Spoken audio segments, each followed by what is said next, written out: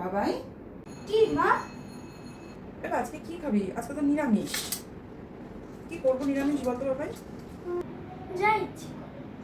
ছেলে যখন আমাকে বলল, মা যা ইচ্ছে তাই রান্না করো, তখন আমাকে আর কে পায়।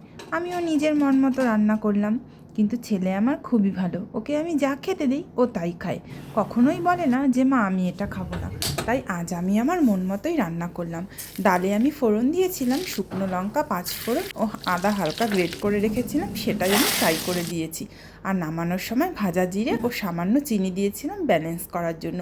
আর এর সাথে আমি ভাতে আলু সেদ্ধ দিয়েছিলাম, আর পটল, ঢেঁড়স ও আলু ভাজা করেছিলাম। আর কালকের একটু কচুর শাক ছিল।